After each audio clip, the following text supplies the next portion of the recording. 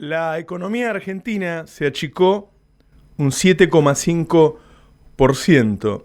La industria se achicó casi un 14%. Son guarismos muy poco vistos. En el mundo casi no hay hoy ese tipo de caídas y en la historia argentina son contados. Esto sucede 3 años después, desde que asumió Mauricio Macri.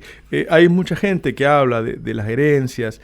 Yo entiendo que a veces comprender la economía puede ser un poco difícil, pero no existen herencias que a los 3 años tengan este tipo de consecuencias, ¿sí? Es decir, si vos agarrás, no sé, a la Alemania de la Segunda Guerra Mundial, que fue destruida y que tuvo que pagar multas y qué sé yo, a los 3 años estaba creciendo al 15% anual, creando empleo, solucionando sus problemas. Es decir, 3 años es un tiempo muy grande. Y vale la pena también hablar un poquito de cuál fue esa herencia. Miren, en 2003, cuando Néstor asume, si bien se había salido del piso de la crisis, aún todavía quedaban las consecuencias de lo que había ocurrido. Lo que ocurrió no fue nada más que la crisis de 2001, sino una fuerte recesión que comienza en 1998.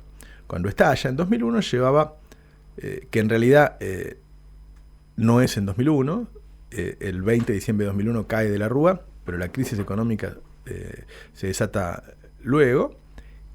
La caída de la economía es en 2002, que cae casi 10%, y después de años de recesión y después de esa crisis, la destrucción de la industria era impresionante, del comercio, del sistema financiero, de todo el entramado productivo. La pobreza en Argentina, cuando asume Néstor, rondaba el 50%, la indigencia el 25%, el desempleo el 27%, no había inversión, estábamos en default, es decir, debíamos $160.000 millones. Nadie quería poner su plata en los bancos, obviamente, porque veníamos de un corralito. Los bancos estaban cerrados, no había clases. Esa fue una pesada herencia. Todo eso se fue solucionando, ese camino se fue desandando y la economía argentina creció en esa década más que en cualquier otra década en 200 años de historia. Siempre se dice que en los últimos 4 años del kirchnerismo la economía no creció. No es cierto. En 2012 y en 2013 la economía creció. ¿Menos que otros años? Sí, menos. En 2014 cayó y en 2015 volvió a crecer. ¿Tenía problemas la economía argentina? Primero debería aclararles que todas las economías del mundo tienen problemas, ¿sí? Los diarios alemanes no dicen, maravilla, qué linda que está la economía alemana. No, hablan de los problemas que tiene la economía alemana. Todas las economías tienen problemas. Partiendo de eso uno podría decir, ¿tenía déficit fiscal Argentina? Es decir, ¿gastaba más de lo que recaudaba? Sí. Ahora, prácticamente todos los países del mundo tienen déficit fiscal. El Tratado de Maastricht de la Unión Europea exigía a los países europeos que bajaran su déficit al 3,1. ¿Por qué le exigía bajar al 3,1? Porque estaban en el 4,5, 5. ¿Y cuánto dejó el kirchnerismo? 4% de déficit. Es decir, ¿tenía déficit? Sí. ¿Se considera un enorme problema en el mundo? ¿O es más o menos natural, cotidiano, frecuente que eso ocurra? Es frecuente, claramente. ¿Tenía un problema de falta de divisas y por eso tuvo que poner control de cambios? Que recordemos que se había ablandado y que Kicillof había logrado venderle $2.000 por persona a los argentinos, cosa que es un montón, digo. ¿Para qué quiere más de $2.000 por mes? Hoy serían 80.000 pesos de ahorro en dólares. En realidad no se puede llamar cepo a eso. Pero faltaban divisas, sí, es cierto. Faltaban divisas. Había problemas energéticos porque el fuerte crecimiento que había tenido la economía argentina no había sido acompañada por alguna de las variables energéticas. Es cierto, fundamentalmente el tema de gas y eso. La producción eléctrica se había duplicado y habíamos logrado el interconectado eléctrico nacional. Ahora, esos problemas son una pesada herencia. Esos problemas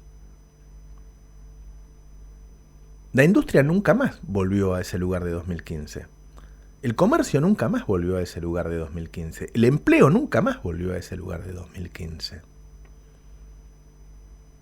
La economía en 2015 creció 2,7%.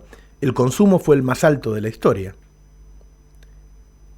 El uso industrial de 2015 fue el más alto de la historia. Los bancos estaban recontra sólidos. Estábamos desendeudados. Hay algún atorrante que dice que estábamos en default porque había 5 buitres que nos reclamaban plata. No, buitres hay en todos los default del mundo. Siempre hay un buitre que no te lo va a aceptar. De hecho, Macri tiene buitres hoy reclamándole plata. No estábamos en default, estábamos desendeudados.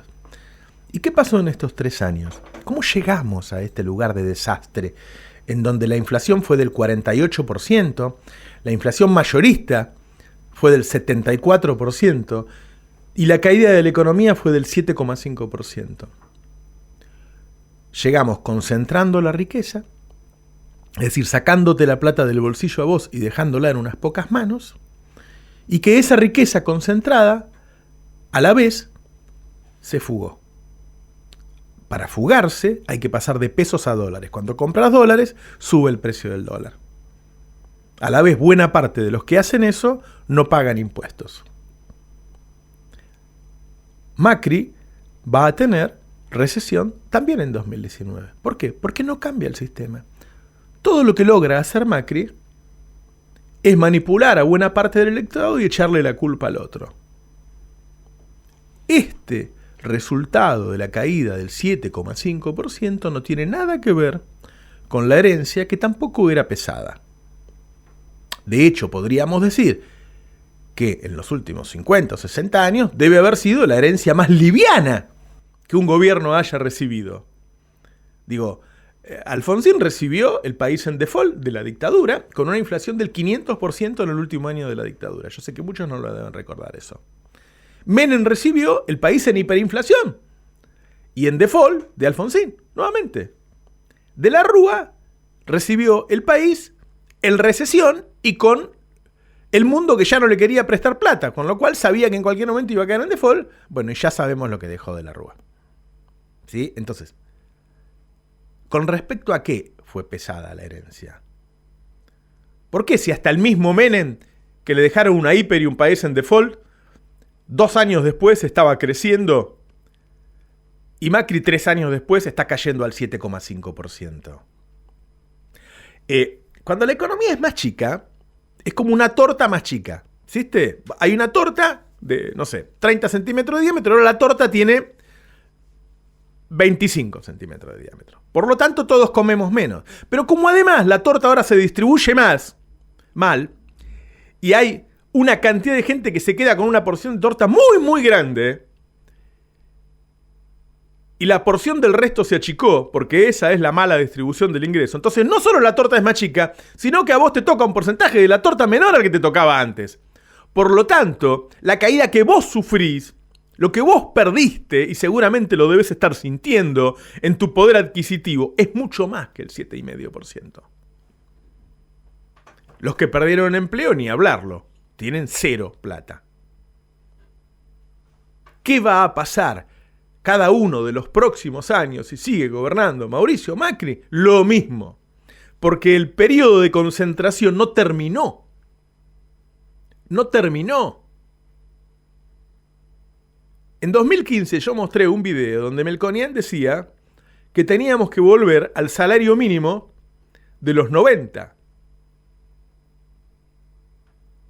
$200.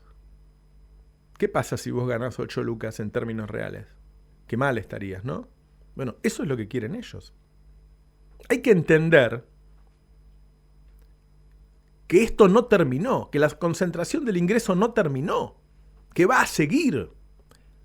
Y yo sé que los medios de comunicación no solo han logrado hacerte odiar a Cristina, hacerte votar a Macri, darle buena imagen a los periodistas que hacen eso, sino perseguirnos a los pocos periodistas que estamos diciendo la verdad. El desafío es que puedas escuchar a todos. El desafío es que el que me está escuchando haga escuchar este editorial a los recontramacristas y les diga, flaco, por lo menos tené la capacidad de dudar. Dudar.